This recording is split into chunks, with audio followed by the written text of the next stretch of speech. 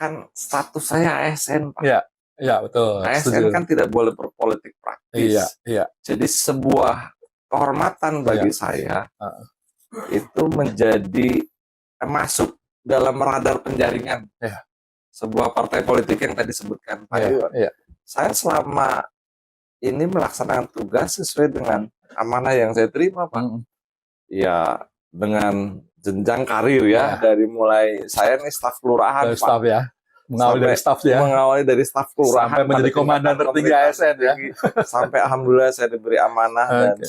menjadi bagian dari ucapan rasa syukur, Pak. Saya Mm. sampai dengan posisi saat ini sebagai sekretaris daerah itu pure melaksanakan tugas dan fungsi. Dan kemudian di sisi pilkada nanti dengan proses yang ada, kami pikir dengan tingkat partisipasi, kedewasaan, dan kecerdasan pemilih untuk bisa memilih pemimpin yang bisa menyelesaikan permasalahan kota. Ya.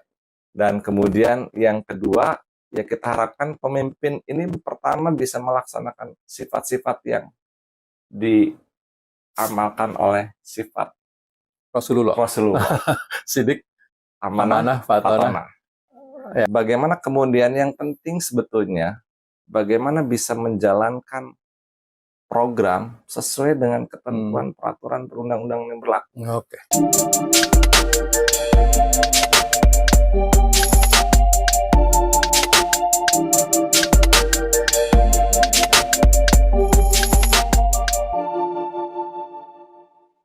Assalamualaikum warahmatullahi wabarakatuh. Waalaikumsalam warahmatullahi wabarakatuh. Salam sehat dan tetap semangat.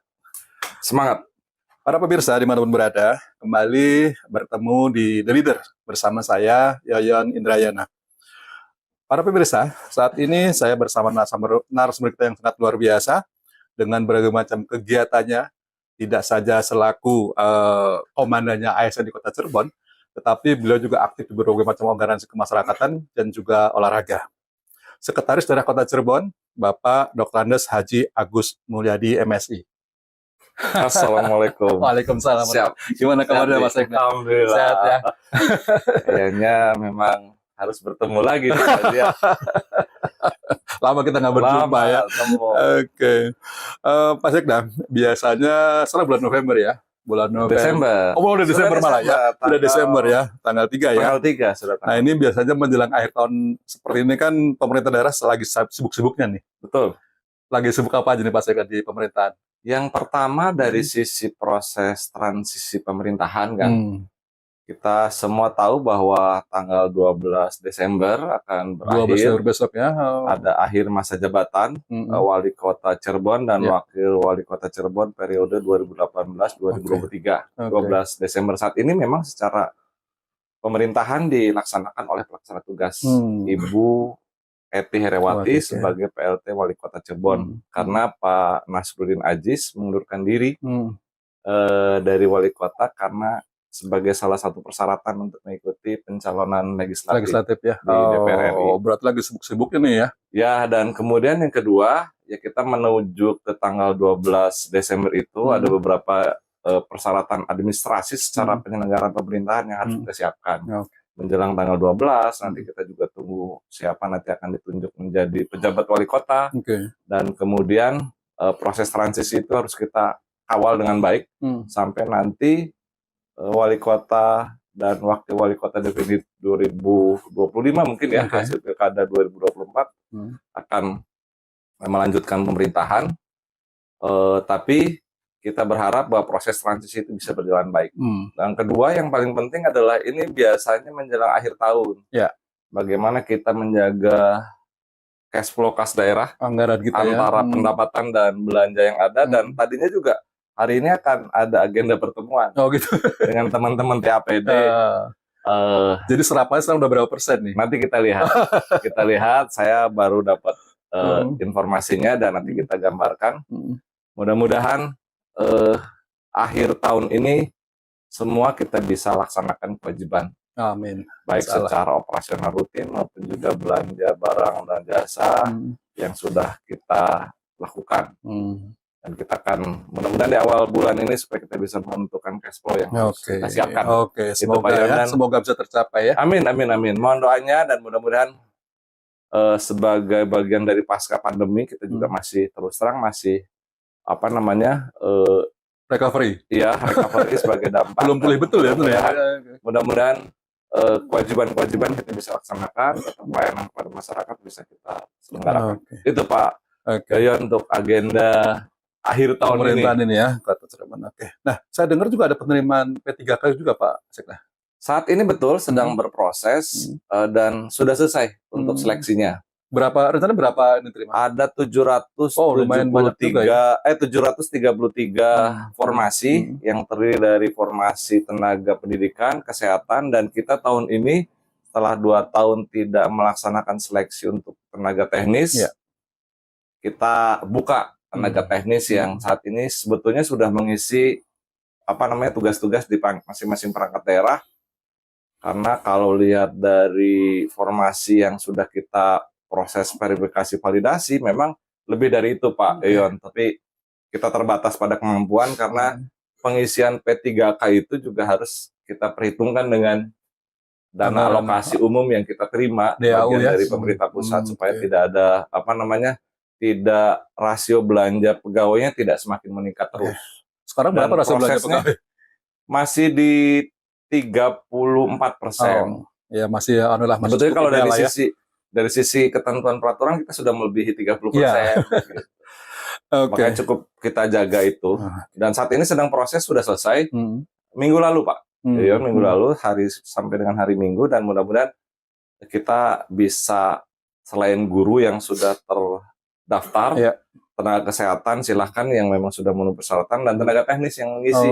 Kita berharap tenaga teknisnya orang-orang yang berasal dari teknis juga ya, di dinas teknisnya supaya kita tepat mengurangi beban belanja pegawainya. Pak Sekda, untuk sampai pada tahapan ini kan yaitu sampai menduduki jabatan tertinggi di ASN di Kota Cirebon ini, tentunya proses yang Bapak lalui cukup panjang. Tidak mungkin ujuk-ujuk gitu kan. Betul. Nah, kalau boleh cerita sedikit perjalanan hidup atau karir Bapak dari masa-masa sekolah barangkali Pak ya? Seperti itu. Mau nggak Pak? Siap, terima kasih Pak Yayan. Kalau masa-masa sekolah saya sebagian besar saya laksanakan di Cirebon Pak. Oh ya. SD, SMP, SMA saya di Cirebon. SMA 1 ya Pak ya? SMA 1. Kemudian saya alhamdulillah melanjutkan ke pendidikan kedinasan ke APDN Bandung.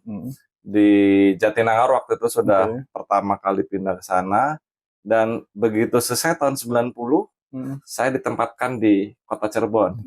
Nggak tahu ceritanya bagaimana, kemudian dikembalikan lah dari daerah asal pendaftaran, sehingga saya ditempatkan pada unit pemerintahan terkecil di kelurahan. Jadi sejak awal Bapak memang sudah birokrasi Pak ya?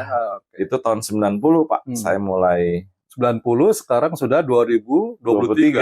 Sudah 33 tahun. 33 luar biasa. Tahun. Sebagian besar hidup Bapak di situ mungkin ya? Sebagian besar hidup saya sudah di situ, pemerintahan daerah kota.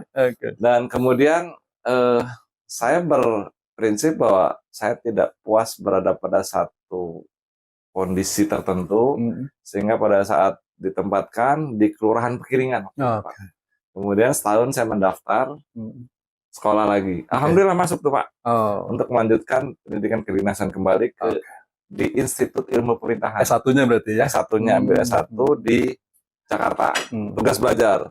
Selesai tahun 96, kemudian ditempatkan kembali ke Cirebon, saya di Dinas Kebersihan dan Pertamanan. Setelah proses, kemudian saya juga nggak puas Pak. Sekolah lagi. Tahun 2000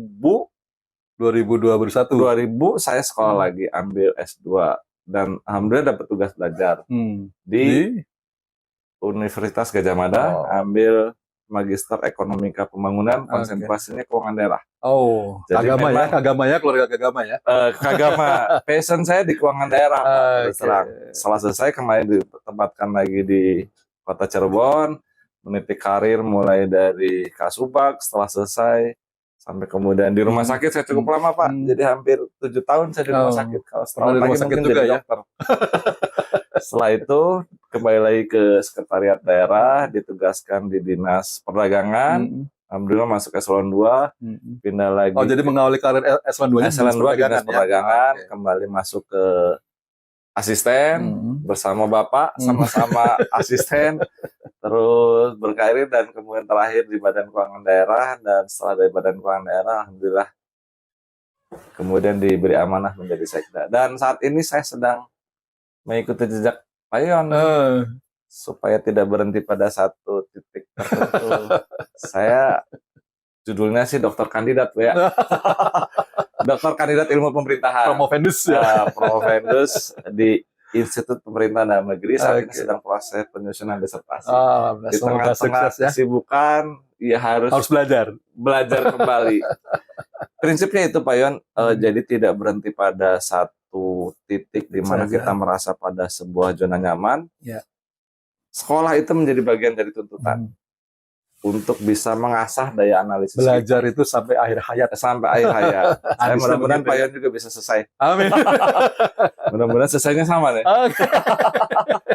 Itu Pak Yon yang berkaitan dengan perjalanan karir pendidikan. Sekali lagi, pesan saya untuk teman-teman semua, termasuk juga ASN, jangan pernah merasa puas pada satu titik di mana kita berada pada zona nyaman. Ya.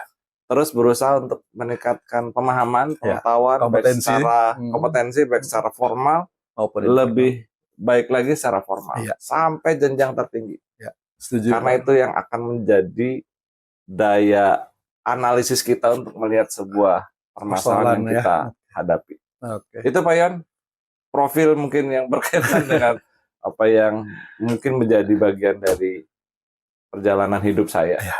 Amin. Pak Sekda, sekarang kita ngobrol ringan saja nih saat ini terkait dengan penyelenggaraan Pesta Demokrasi 2024. Dan itu kan menjadi ajang pesta seluruh bangsa Indonesia ya. Betul, dan kita sedang berada di tahapan proses itu. Ya. Oke. Nah, tentu saja kita tidak akan ngobrol tentang pemilihan capres atau cawapres. Itu bisa biar urusan orang pusat aja deh. Yang urusan kita adalah bagaimana sekarang pun kita harus bisa memilih calon-calon pemimpin di daerah, terutama legislatif dan juga barengan eksekutif nanti, sesuai dengan brand kita, Pak, The Leader. Siap. Nah, harapannya diskusi kita ini akan memberikan pencerahan ataupun edukasi bagi masyarakat ketika nanti mereka terlibat dalam Pesta Demokrasi 2024 itu, mereka betul-betul dapat memanfaatkan suaranya dengan baik. Nah, Pak Sekda kan sering turun ke masyarakat nih. Pasti Pak Sekda sudah bisa memotret seperti apa sih gambaran pemahaman demokrasi masyarakat kita, Pak? Apakah mereka sudah cerdas gitu ya, ataukah mereka masih terlibat dalam politik praktis seperti misalkan money politik gitu ya, yang mungkin sekarang ini sebenarnya sudah sering terdengar gitu, sudah terbuka seperti itu. Nah, gimana gambaran Pak Sekda? Yang pertama, memang seperti yang kita ketahui, kita berada dalam tahapan proses pemilihan legislatif dan pemilihan presiden. Saat ini sedang masa kampanye kan? Kampanye, betul. Dan dari sisi kewajiban kami dulu Pak Yon, selaku pemerintah daerah, bagaimana menyiapkan sarana prasarana dan dukungan kepada penyelenggaraan pemilu ini, legislatif, pilpres maupun nanti di pilkada, itu sudah kita lakukan. Dari sisi dukungan personil, dari sisi dukungan sarana prasarana, termasuk dari sisi pembiayaan. Kita semua sudah lakukan, dan dukungan pada partai politik dalam bentuk bantuan partai politik juga sudah diberikan. Yang pertama adalah kita berharap, khususnya pertama untuk pegawai negeri sipil atau ASN. Kita sudah punya regulasi yang berkaitan dengan netralitas ASN. Jadi kami beberapa hal juga menyampaikan sosialisasi difasilitasi KPU Bawaslu untuk para ASN termasuk yang berada di BUMD itu tetap mengedepankan pelaksanaan dari netralitas ASN tersebut. Karena ada dua yang secara pokok diatur dalam SKB tersebut, pelanggaran kode etik dan pelanggaran disiplin. Kami berharap tidak ada lagi pelanggaran yang dilakukan oleh ASN termasuk BUMD terhadap dua kategori itu. Kemudian yang kedua adalah dukungan tadi pemerintah daerah kepada stakeholder penyelenggara pemilu sampai dengan parpol. Itu diharapkan pertama adalah pemilu ini berjalan dengan damai, aman, jujur, adil, dan transparan. Sesuai dengan tugas pokok yang ada di masing-masing penyelenggara pemilu. Dan rasanya pembiayaan yang kami lakukan termasuk juga untuk TNI dan Polri untuk pengamanan ya. juga sudah kita berikan. Siapkan, ya. Baik di 2023 ini untuk persiapan di pemilu 2024 maupun juga nanti di pemilu Jadi 2 tahun anggaran sampai ya? Ya, untuk pilkada. Kita sudah siapkan, tapi untuk pilkada kan memang belum ada tahapannya. Kemudian dari rangkaian yang sudah kami lakukan, memang yang kita berharap pertama adalah tingkat partisipasi masyarakat untuk memilih itu bisa diharapkan meningkat. Karena berdasarkan Pileg yang tahun 2019 itu memang sekitar 80%. Kita harapkan kita bisa meningkat di 90%. Itu dari sisi jumlah kualitas angka partisipasi. Nah, tinggal bagaimana kemudian bisa meningkatkan kualitas dari angka partisipasi tadi, Pak Yon. Ya, artinya tadi, bagaimana masyarakat bisa memilih siapapun, baik di calon legislatif di 3 tingkatan. Karena tahun ini kan yang di bulan Februari itu ada 5 varian yang harus kita putuskan, kita pilih. DPRD kota, DPRD provinsi, DPR RI, Dewan Perwakilan Daerah, dan kelima adalah Presiden dan Wakil Presiden. Luar biasa. Yang pertama, saya bayangkan memang para penyelenggara pemilu itu, terutama nanti di tingkat KPPS pasti akan akan mengalami dinamika yang cukup kompleks, termasuk juga bagaimana perhitungan suara pada saat selesai pencoblosan ya. Nah, dari sisi kualitas kita harapkan para pemilih untuk bisa cerdas memilih baik calon legislatif maupun juga nanti presiden yang bisa menggambarkan ya visi misi yang bisa diterima secara logis. Bagaimana permasalahan-permasalahan kota, permasalahan provinsi, permasalahan nasional itu bisa diselesaikan. Jadi kalau terkait dengan politik praktis ya kita harapkan untuk bisa diminimalkan, kalau bisa dihilangkan. Itu termasuk juga bagaimana peran calon legislatif, termasuk juga dukungan-dukungan TKD TKN untuk bisa bagaimana memberikan pemahaman kepada pemilih untuk bisa memilih secara cerdas. Itu Pak Yon. Kalau politik praktis terkait dengan money politik sampai dengan saat ini memang evaluasi tahun sebelumnya tidak ada satupun yang secara normatif bisa dibuktikan dan bisa diproses secara gakumdu. Tapi kalau misalnya memang dirasakan itu ada di masyarakat, kita harapkan masyarakat untuk bisa lebih cerdas memilih kepada orang-orang yang memang dianggap mampu untuk memperjuangkan haknya. Karena apa yang diterima saat itu akan berpengaruh terhadap efeknya akan sangat 5 tahun yang akan datang. Itu akan bisa lebih loh. Akan bisa lebih. Itulah yang mungkin kita harapkan masyarakat untuk bisa lebih cerdas. Nah, Pak Sekda, kalau kita lihat bahwa meningkatkan pemahaman masyarakat akan demokrasi itu kan menjadi tugas pemerintah dan tugas partai politik juga. Betul. Ya kan? Betul. Nah, selama ini ada nggak yang pemerintah daerah ataupun partai politik yang lakukan untuk meningkatkan kecerdasan masyarakat itu? Ya salah satu dukungan tadi Pak Yoyon dalam bentuk pemberian bantuan partai politik yang dihitung berdasarkan jumlah suara yang diperoleh pada yang ada di kursi di DPRD. Dan salah satu tujuan dari bantuan partai politik tersebut walaupun memang secara terbatas, tapi kita sudah lakukan peningkatan nih selama 2 tahun ini 2 kali lipat dari periode sebelumnya. Nilainya hampir 9.200 ya, 9.200 per suara.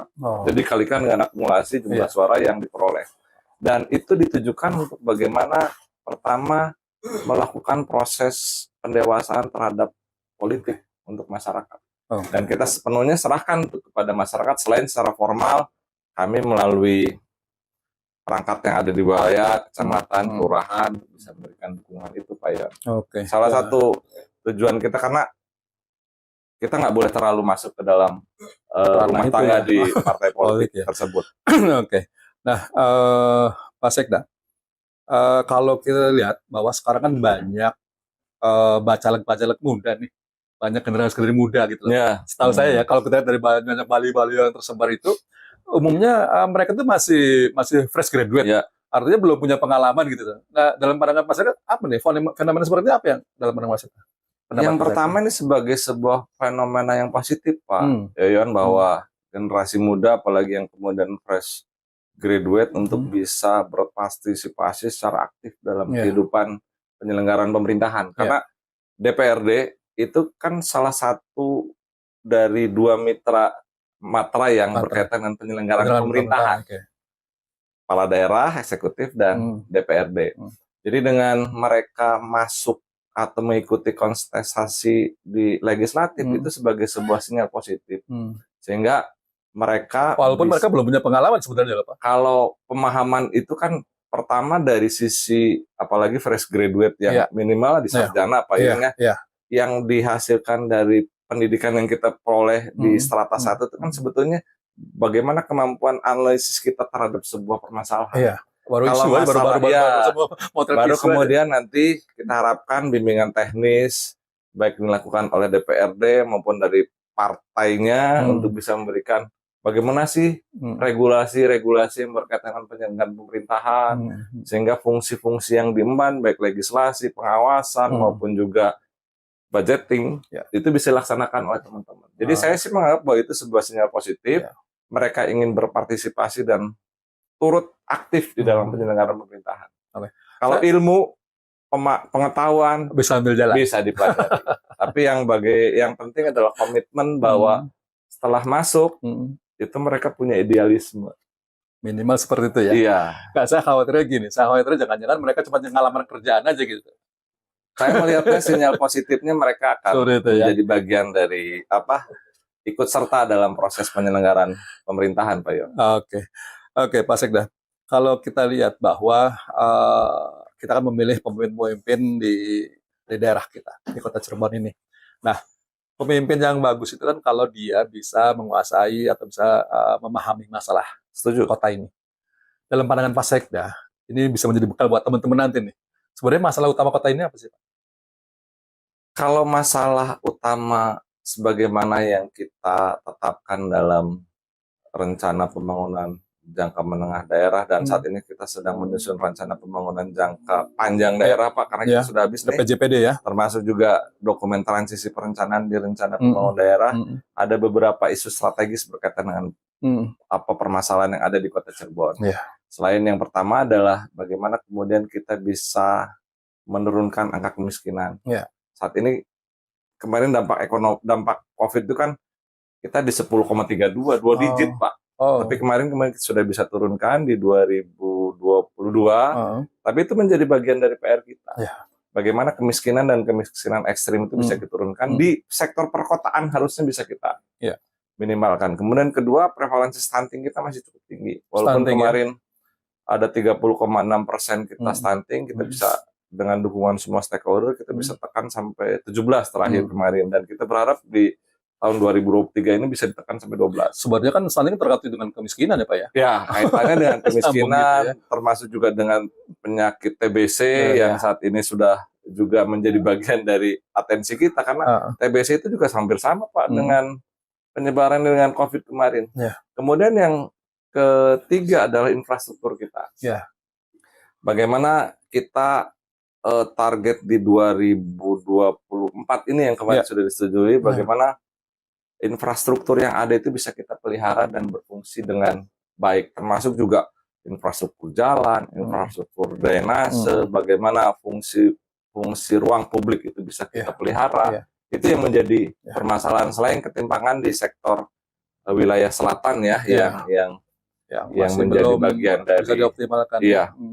Itu sebetulnya bagian dari, selain secara sosial, misalnya tadi bagaimana kita bisa meningkatkan angka partisipasi pendidikan dari tingkat yang cukup kaget juga dari TK ke SD itu ternyata masih rendah, Pak. Masih kurang lebih saya informasi dari Dinas Pendidikan masih 65%. Tapi dari SD ke SMP sudah bagus, SMP ke SMA sudah bagus. Nah, ini yang problemnya dari PAUD ini yang ke SD ini kemana nih? Apakah mereka kemudian di rumah saja, atau bermain-main di rumah, ataukah kemudian Tidak ada aktivitas. sektor lain yang kemudian menunjang. Ini yang mungkin salah satu PR kita, termasuk meningkatkan indeks pembangunan manusia, terutama yang paling perlu kita dorong itu adalah di daya beli. Daya beli kita kenapa rendah, Pak? Daya beli kita dibandingkan dengan pendidikan dan kesehatan masih. Karena kemarin terus terang dampak pandemi itu juga menjadi bagian dari penurunan daya beli selain menjaga inflasi yang menjadi tujuan utama. Karena kalau inflasinya tinggi, daya beli itu kan pasti turun ya. Turun. Oke. Itu permasalahan-permasalahan sebetulnya yang dihadapi oleh Kota Cirebon dan kita berharap siapapun nanti pemimpinnya dengan memotret kondisi berdasarkan permasalahan ada, insya Allah sih Kota Cirebon bisa semakin lebih baik. Selain juga yang paling penting bagaimana kemudian sektor pariwisata itu bisa tumbuh, Pak Yon. Karena kita kan itu potensi kita ya. Iya, karena kita nggak punya sumber daya alam, kita lahannya terbatas, lahan terbatas, kita punya potensi pariwisata yang luar biasa. Tinggal bagaimana itu sektor pariwisata itu bisa membawa multiplier efek pada masyarakat yang ada. Ya, dan sektor pariwisata biasanya paling cepat untuk bisa mengenerate sektor-sektor yang lain. Iya. Gitu ya, Pak? Betul. Banyak sektor yang bisa didongkrak kalau kita bisa menunjang pariwisata. Oke. Pak Sekda, ini luar biasa ya. Artinya dengan permasalahan yang sedemikian pelik ya atau kompleks. Kompleks sekali ya. Dihadapi di perkotaan ya, Pak. Ya, di perkotaan ya. Ya, artinya kita justru harus kita perlu figur pimpinan yang mampu menyelesaikan itu kan, gitu kan, seperti itu kan. Harapan masyarakat seperti itu kan. Kita perlu figur pimpinan yang mampu bisa menyelesaikan masalah tadi. Nah, dalam pandangan Pak Sekda nih, seperti apa sih figur yang kita butuhkan di kota ini, Pak? Yang pertama adalah kami berharap nanti kontestasi baik di Pileg karena itu kan menjadi bagian dari mitra nanti pemerintah daerah. Orang-orang yang duduk di DPRD, di legislatif dengan fungsi tadi pengawasan, legislasi maupun juga anggaran. Itu mempunyai komitmen yang kuat terhadap keinginan untuk memajukan Kota Cirebon. Ya. Artinya eksekutif dan legislatif harus punya persepsi yang sama. Karena begitu sudah masuk di dalam lembaga DPRD, kami harapkan si fungsi mengedepankan kepentingan masyarakat lah yang diprioritaskan. Walaupun juga tidak lepas dari konteks politiknya, tapi ada porsi atau besar, bobot lah ya, sehingga diskusi berkaitan dengan pembahasan untuk melaksanakan fungsi itu bisa lebih baik gitu. Kemudian di sisi Pilpres kita harapkan juga kita bisa mempunyai pemimpin yang bisa membawa Indonesia, karena fungsi kepala pemerintahan ini yang kemudian menjadi bagian dari generalisasi kebijakan yang di provinsi maupun di kabupaten kota. Kenapa kemudian diadakan pemilihan kepala daerah serentak? Supaya tadi Pak Yon, antara rencana pembangunan jangka menengah nasional, RPJMD di provinsi dan RPJMD di kabupaten kota itu harus satu ruh gitu ya. Satu tarikan, tidak kemudian nasional maunya A, di provinsi maunya terintegrasi B, di kabupaten kota maunya C. Itulah tujuan dari pilkada serentak. Harus sinergi lah ya. Dan kemudian di sisi pilkada nanti dengan proses yang ada, kami pikir dengan tingkat partisipasi, kedewasaan, dan kecerdasan pemilih untuk bisa memilih pemimpin yang bisa menyelesaikan permasalahan kota. Dan kemudian yang kedua, kita harapkan pemimpin ini pertama bisa melaksanakan sifat-sifat yang diamalkan oleh sifat Rasulullah. Sidik, amanah, fatonah. Bagaimana kemudian yang penting sebetulnya, bagaimana bisa menjalankan program sesuai dengan ketentuan peraturan perundang-undangan yang berlaku. Oke. Setuju, Pak Sekda. Itu, Pak. yang kami harapkan. Supaya semua program itu bisa berjalan dan kalau prosesnya baik, insya Allah Hasilnya baik. hasilnya juga baik. Hasil tidak akan membohongi proses. Hasil gitu tidak ya. akan membangun proses. Betul Pak Yon. Ini yang kita Oke. belajar kan. Kalau hasilnya tidak baik kan Prosesnya nggak benar pasti. nggak optimal. Oke. Nah, Pak Sekda, kalau kita evaluasi dari kepemimpinan Aji Suryati kemarin, menurut Bapak apa hal-hal yang perlu diperbaiki atau perlu ditingkatkan?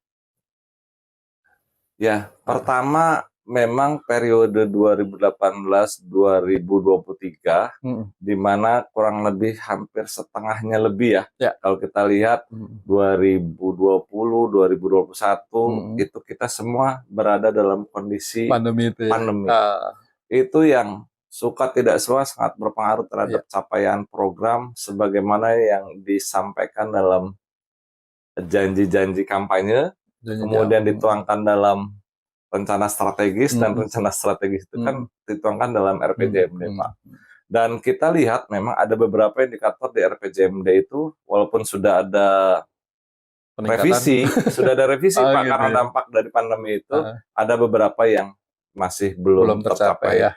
Tapi secara umum, kami melihat bahwa apa yang sudah dilakukan oleh Pak Wali Kota, Pak Nasruddin Aziz, Ibu Eti Herawati, sudah cukup banyak.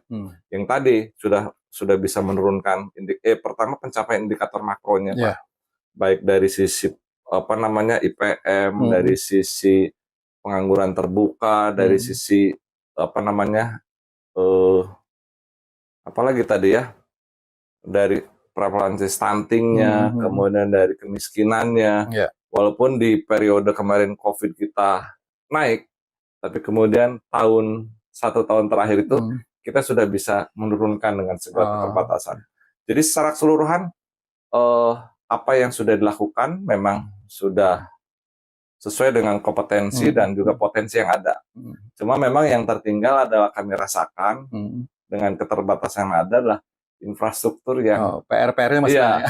Infrastruktur, kemudian di beberapa tempat masih dirasakan ada banjir, karena itu kan berkaitan dengan pembiayaan.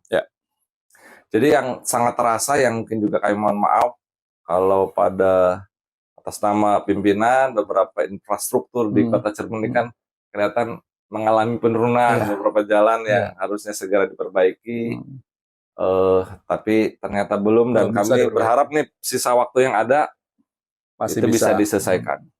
Oke, Pak Sekda, ini opini di luaran ya. Saya dengar bahwa kondisi birokrasi kita lagi tidak baik-baik saja ya. Seperti itu ya. Nah, tidak right and right kalau seperti itu. Nah, sehingga banyak pejabat yang kompetensinya tidak sesuai dengan tupoksinya atau jabatannya. Nah, ini kan berakibat pada kinerja pemerintah yang tidak meningkat. Nah, bagaimana pandangan Pak Sekda tentang hal itu? Jadi memang sistem rotasi, mutasi, promosi itu kan harusnya punya parameter yang lebih pada pendekatan objektif, Pak. Meminimalkan pendekatan yang sifatnya subjektif. Selama ini memang kita belum memiliki parameter yang berkaitan dengan penilaian objektif tersebut. Merit system belum diterapkan. Nah, sedang kita proses menuju itu. Sehingga saya juga memahami teman-teman pendekatan dari sisi ASN ini kan bisa dua cara secara keseluruhan, Pak. Satu melalui peningkatan kinerja supaya bisa menunjukkan bahwa dia layak untuk dirotasi, promosi. Yang kedua adalah pendekatan subjektif. Dan dua-duanya memang berjalan. Tapi lebih dominan dan kelihatan saat itu lebih dominan pada sifatnya subjektif. Sehingga beberapa teman-teman yang lihat mungkin kami juga tidak tidak mengelak bahwa ada proses-proses penempatan yang tidak sesuai dengan kompetensinya. Dan saat ini kami sedang menuju secara bertahap ke arah itu, baik dari sisi remunerasi dalam bentuk tunjangan perbaikan penghasilan, semuanya berdasarkan ada proporsi 60 yang kita bisa identikan sebagai tunjangan yang sifatnya dinamis, melekat ke gaji, dan 40 yang kinerja. Nanti ke depan kita akan terus kurang itu yang dinamisnya, kita dorong ke lebih ke yang statisnya lebih dorong ke dinamis. Nah, untuk yang dinamis kita tidak saja berbasis absensi, tapi juga berbasis laporan kinerja harian.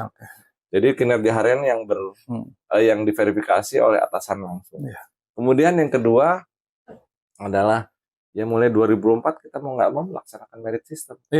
Supaya tadi unsur-unsur yang sifatnya subjektif itu bisa dikurangi, bisa diminimalkan. Unsur-unsur yang objektif sesuai dengan parameter yang ada di merit system itu bisa kita depankan. Insya Allah 2024 harus ya. Insya Allah tadi supaya semuanya itu memang berproses. Betul. Ya artinya teman-teman di legislatif pun harus memahami bahwa reformasi birokrasi ini kan sesuai dengan arahan Pak Presiden harus kita bisa terapkan gitu ya. Betul. Nah, Pak Sekda, tujuan reformasi birokrasi kan menciptakan birokrasi pemerintah yang profesional ya, dan juga berkinerja tinggi, bebas dan ber-KKN, mampu melayani publik dan segala macam itu. Nah, dalam pandangan Pak Sekda yang sudah berpengalaman dalam birokrasi nih, dalam berapa tahun Pak? 30 tahun lebih ya? 30 lebih. Sudah cukup lama Bapak di birokrasi ya? 35. Oke. Nah, seberapa besar optimisme pemerintah kota untuk dapat melakukan reformasi birokrasi di 2024 besok? Kalau dari sisi roadmap-nya sudah kita petakan, Pak. Oh gitu ya. Roadmap reformasi birokrasi itu sudah kita miliki. Oke. Dalam bentuk peraturan kepala daerah. Oh sudah ada perdanya malah ya? Perkada. Perkada ya. Sehingga sebetulnya roadmap itu bisa kita implementasikan. Ada tahapan yang harus kita lalui.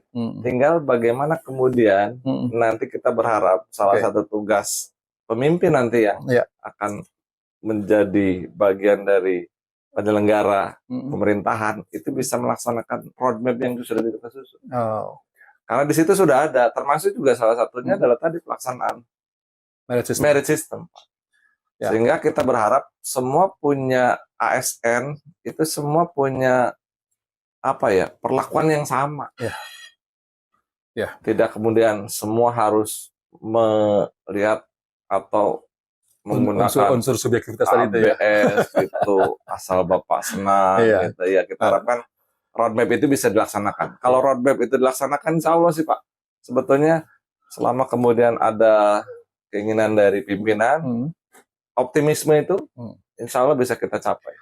Pak Sekda, kalau dari kalangan ASN atau birokrasi, saya rasa mungkin mudah memahami merit system. Tapi bagaimana pandangan teman-teman di politik atau di legislatif terhadap hal itu? Ya kita harus berikan pemahaman Pak, bahwa semua itu adalah terukur dan semua ada parameternya. Selama kemudian ujungnya kan Pak, bagaimana kemudian talent pool yang ASN lakukan itu kan masuk ke dalam 9 box. Jadi orang-orang yang berada di box 7, 8, 9 itulah yang layak. Orang itulah yang layak. Jadi kalau orang yang kemudian mohon maaf barangkali ada usulan atau masukan atau rekomendasi dari teman-teman tokoh masyarakat atau DPRD misalnya atau siapapun, selama masuk ke 7, dalam 8, 9 box itu saya rasa bisa kita dorong karena itulah yang layak Pak. Dan ini harus diberikan pemahaman. Dan ASN juga harus memahami. Dan bagaimana mereka bisa masuk box 7, 8, 9 itu kan bagian dari kinerja Pak Iwan. Iya, betul. Oke, Pak Sekda, ini saya dengar Bapak masuk dalam penjaringan Partai Golkar untuk wali kota 2024. Ini gimana nih pandangan Bapak nih? Itu gimana? Saya sih kan status saya ASN Pak. Iya betul. ASN kan tidak boleh berpolitik praktis. Jadi sebuah kehormatan bagi saya itu menjadi masuk dalam radar penjaringan. Sebuah partai politik yang tadi disebutkan Pak Iwan. Saya selama ini melaksanakan tugas sesuai dengan amanah yang saya terima Pak.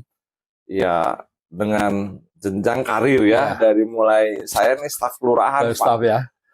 Staf mengawali dari staf kelurahan sampai menjadi komandan tertinggi ASN sampai alhamdulillah saya diberi amanah dan menjadi bagian dari ucapan rasa syukur Pak. Saya sampai dengan posisi saat ini sebagai sekretaris daerah itu pure melaksanakan tugas dan fungsi. Orang lainnya akan menilai. Dan kalau kemudian masuk radar penjaringan sebuah kehormatan, tapi bagi saya tetap fokus di dalam pelaksanaan tugas jabatan tugas sekarang ya. yang saat ini Tapi menjadi tetap siap kan untuk itu ya? saya ASN, Pak. Siap, harus siap ya. Harus siap ditempatkan di mana saja gitu. Saya kan ada jalurnya, Pak Yon. Oh gitu. Ada jalurnya. Oh ya. Jalur Artinya karir gini. secara struktural Oke. kan sudah jelas nih. Oke. Saya di sekretaris daerah. Iya. Karir tertinggi di kabupaten kota. Nah, artinya Bapak sudah finish dong Oh enggak. di ASN. Di Enggak. ASN di kota ini. Di kota ini kan gitu. Nah, artinya kan nggak salah kalau misalkan Pak Sekda terjun ke Belum terpikir. Belum terpikir. Saat ini justru saya malah mengejar karir yang lebih tinggi. Oh gitu ya. Mudah-mudahan. Karena gini Pak Sekda, saya dalam pandangan saya, Bapak punya cukup potensi yang bagus ya di kalangan ASN terutama. Saya rasa Anda layak lah untuk dicalonkan sebagai pimpinan daerah atau wali kota gitu tuh. Kenapa? Karena kita tahu bahwa selama ini kan kombinasi politikus di pemerintahan itu kan ya hasilnya di Kota Cirebon ini belum maksimal. Sehingga dalam pandangan kami dan teman-teman itu kita perlu ada pimpinan daerah yang merupakan kombinasi dari politikus dan birokrasi. Dan mungkin saat inilah kalau saya sih nggak sebagai birokrasi. Ya, birokrasi gitu kan. Birokrasi dan politikus. Sama aja lah ya. Beda, Pak. Birokrasi dan politikus. Iya. Beda ya? Ya, bedanya di mana? Birokrasi politikus dan politikus birokrasi kan. Nggak, politikus dan birokrasi ya, pakai dan. Siap. Nah, artinya Bapak sebagai birokrasi menurut saya sudah sangat pantas untuk terjun ke sana. Nah, memang resikonya kan mungkin Bapak harus pensiun gitu Pak ya? Berhenti. Atau mungkin Bapak yang khawatir kan barangkali itu, takut pensiun gitu kali. Atau gimana? Saya kan ya insya Allah kalau saya diberi umur panjang, diberi kesehatan kan Pak Yon. Ya. Masa pensiun saya masih 5 tahun lagi. Ya, betul. 5 tahun itu kan banyak hal yang bisa dilakukan. Sementara ini saya masih fokus dalam karir saya sebagai ASN karena kan nggak boleh politik praktis Pak ASN itu. Ya. Mendekati saja nggak boleh Pak. Betul. Mendekati partai politik saja nggak boleh. Sudah Jadi nunggu dilamar gitu ya. Jadi saat ini saya kalau kemudian masyarakat menilai ya memang pilihannya adalah pilihan mau lanjut ke birokrasi atau saya masuk ke politik. Ya. Kalau politik dengan konsekuensi pada saat ada aturannya kan, pada saat proses pendekatan itu kan nggak boleh Pak. Pada saat nanti proses pendaftaran dan ditetapkan sebagai pasangan calon harus mundur. Oke. Jadi tugas saya sekarang ini adalah fokus bagaimana mengawal transisi pemerintahan sampai dengan gitu ya. Terpilihnya kepala daerah dan wakil kepala definitif. Iya. Tapi perjalanan karir saya kan nggak boleh berhenti karena saya harus juga membawa gerbong nih regenerasi di pemerintah daerah Kota Cirebon harus berjalan. Saya kan nggak mungkin sampai tahun 2028 ya menjadi sekda aja kan Pak. Iya. Nah itu dia. Kalau artinya bahwa ada kemungkinan Anda tidak seterusnya menjadi sekda kan gitu kan? Betul. Nah kenapa nggak jadi wali kota sekalian maksudnya gitu? Apa pilihan itu? Pilihan. Kan saya bisa masuk ke provinsi. Oh gitu ya. Bisa masuk ke pusat gitu ya. Oke. Saat ini mohon doanya saya besok tes. Oh gitu ya. Makalah. Oh ya. Penulisan makalah. Sukses. Untuk formasi sekretaris daerah. Oke. Itu kan salah satu ikhtiar kita ya. Jadi saya tidak berhenti pada satu titik. Berusaha yang pertama. Ya bagaimana kemudian proses itu berjalan. Oke. Apakah ya, hidup itu pilihan ya? Apakah kemudian saya tetap di karir birokrasi atau pindah ke politik? Tapi ada nggak berapa persen gitu minat ke politik ada nggak? Udah gitu aja deh. Minat ke politik ada nggak gitu? Nggak ada. Bener nih. Betul. Oke Pak Sekda. Luar biasa Pak Sekda diskusi kita pada siang ini. Semoga apa yang kita diskusikan dapat menjadi pencerahan. Terima kasih Pak Yon dan sudah diundang di podcast Delivery. Maaf beberapa kali dijadwalkan bergeser terus ya. Ya harapannya ini bisa mengedukasi masyarakat Pak. Supaya terima kasih masyarakat Kota Cirebon tidak salah dalam memilih pemimpin. Apa yang tadi kita diskusikan setidak-tidaknya bisa memberikan ini ya sedikit pencerahan apa ya kepada masyarakat. Oke, demikian pemirsa. Terima kasih Pak Sekda, Pak Siap, Dr. siap, Andes Haji Agus sama-sama. Mulyadi, Terima MSc. kasih untuk semuanya, Pak Yon, sahabat saya ini. Ya, baik para pemirsa dimanapun berada, demikian diskusi saya dengan narasumber kita yang sangat luar biasa pada hari ini, yaitu Bapak Dr. Andes Haji Agus Mulyadi, MSc, selaku Sekretaris Daerah Kota Cirebon. Terima kasih atas perhatiannya, dan jangan lupa untuk like and subscribe agar The Leader tetap dapat menampilkan informasi yang terbaik buat Anda sekalian. Terima kasih. Wassalamualaikum warahmatullahi wabarakatuh. Salam sehat dan tetap semangat.